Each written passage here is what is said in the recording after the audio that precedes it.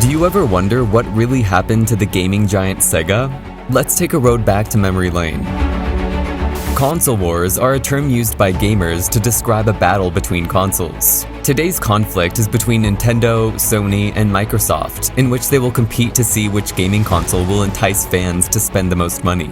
But before Microsoft entered the fray with the first Xbox iteration in 2001, there was another company that completed the gaming holy trinity. Sega is a Japanese video game company that rose to prominence in the 1990s. However, it went from selling over 30 million Sega Genesis consoles at its peak in 1993 to selling only 3 million units of its final console before shutting down its hardware empire. So what exactly happened? It's the year 1988. Michael Jackson's Man in the Mirror is the #1 Billboard hit, and Sony's disc jockey CD player costs $400. In addition, Sega released the Sega Mega Drive in Japan that year. At the time, Nintendo dominated the global video game industry, with its Nintendo Entertainment System being by far the largest gaming console on the market.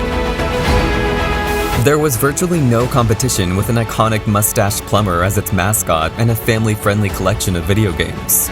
By the early 1990s, Nintendo controlled 94% of the $3 billion gaming market in the United States. It would be foolish to challenge that power, but that's where Sega comes in. Sega had already established itself in Japan as a maker of arcade games, but its home console, the Sega Mega Drive, was struggling. That's when Michael Katz, America's president of Sega, decided that in order to compete with Nintendo, Sega needed to look west. In America, Mega Drive has been renamed Genesis. Katz proposed going for the jugular by using marketing to attack Nintendo's reputation. The Sega Genesis features blast processing. No, it actually doesn't, according to Super Nintendo. Fans began to recognize Sega as a more mature, cooler version of Nintendo. Because of internal restrictions, the Mortal Kombat series on Nintendo, for example, could not show blood. To truly dethrone Nintendo, however, Sega needed to create a mascot that could compete with Mario while also easily appealing to American audiences. The task was assigned to artist Naoto Oshima, who created Sonic the Hedgehog. Sonic games, developed by Sega, provided a much faster-paced, action-oriented experience that many Americans preferred over Mario platformers. Sales skyrocketed when Sega decided to lower the price of the Genesis and include a copy of Sonic with new purchases. This strategy resulted in the sale of an additional 15 million units. By 1992, Sega had surpassed Nintendo in US sales. In the early 1990s, their sales were increasing at an incredible rate, with many reports estimating Sega's share of the US market to be above 60%. Given that this was one of the most remarkable underdog performances in business history, I'd like to highlight some of the most significant ways they did it. To begin with, the Genesis was a 16-bit system, which refers to a more advanced computer chip that generally allowed the games to look and sound better when compared to Nintendo's existing 8-bit NES console. In fact, Nintendo didn't release their 16-bit console, the Super Nintendo, until 1991. They could have done it sooner, but the NES was still selling so well that they likely didn't want to release anything to replace it just yet. Because Nintendo was so slow about it, Sega spent more than 2 years as the more technologically advanced console, which was enough time to gain the public's attention and get their foot in the door. This time, they wisely chose to do it themselves. Sega did have the more advanced technology, and you better believe they let the public know about it at every opportunity they got. Oftentimes calling out Nintendo by the name they commonly used, the phrase blast processing. But probably the most famous campaign was the one where they said Genesis does what Nintendo often don't. Clever enough play on words that directly insults Nintendo and makes them look inferior. The Genesis was also appealing because of the library of games that were available for it overall, but a big part of their strategy was to market games using celebrities. You know all the sports games like Jill Montana Football, or even some unlikely creations like Michael Jackson's Moonwalker. If you liked those celebrities and wanted to play their games, you'd have to buy a Sega Genesis. Many customers were drawn to the console simply because they thought it was cool. We know it's subjective, but Sega put a lot of effort into attracting an edgier older audience when compared to Nintendo. Just look at the consoles. Instead of a boxy white or gray look, they went with a sleek-looking black. If you watch almost any commercials for the Genesis, it's in your face, high energy with attitude kind of stuff. Perhaps the best way for me to convey their coolness and focus on an older audience is to look at Mortal Kombat. In Nintendo's version, they removed the blood and reduced the violence, whereas Sega chose to keep everything in there, and as you may have guessed, the Sega version sold much better. The fifth and final reason for Genesis' success overlaps with my previous reason, but we have to talk about Sonic.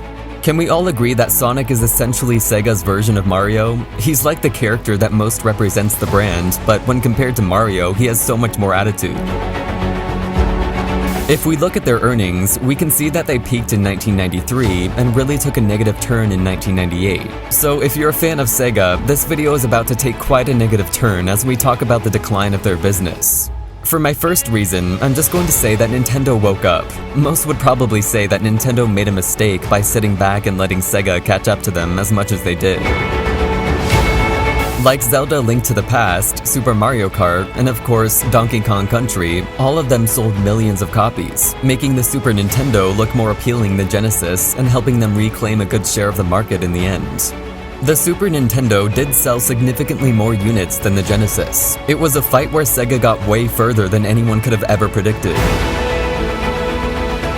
The Sega CD was infamous in the gaming world at this point. It was like an advanced add-on that allowed you to play CD-ROM games on your Genesis that were specifically designed for it.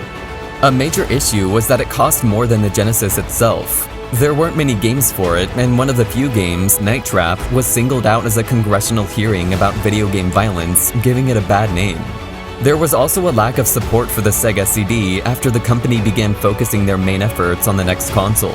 Which brings me to my next reason for their decline. For example, Sega went wrong with the Saturn never releasing a Sonic game. But the majority of the issue stems from the fact that it was expected to compete against the Sony PlayStation.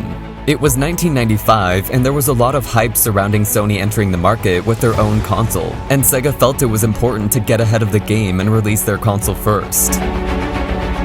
The final reason for Sega's decline would be their next console, the Dreamcast, which was released in 1998, clearly when things were already looking bad for Sega. The main feature was that it could connect to the internet, but in the days before Xbox Live, that really wasn't the most appealing feature given the broadband connections just weren't where they needed to be. Yet there were also arguments within the company delaying the release.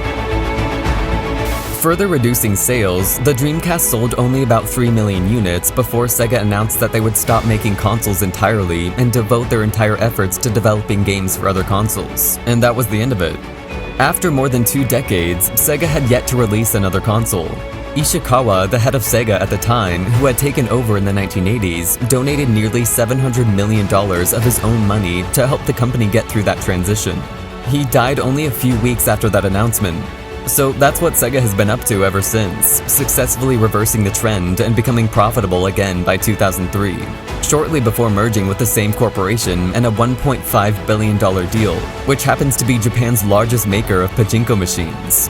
From there, they've continued their mission to be a third-party developer, building up their operation by acquiring other developers and even making their own games. More structural changes have occurred since then, with many more to come, but as promised, that is the overall story of Sega's incredible rise and fall. Let us know in the comments if you've ever owned a Sega gaming console, and what you thought of it compared to the other ones available at the time. This video obviously took a much more business-oriented approach to the topic rather than a creative one. I'll see you guys in the next one.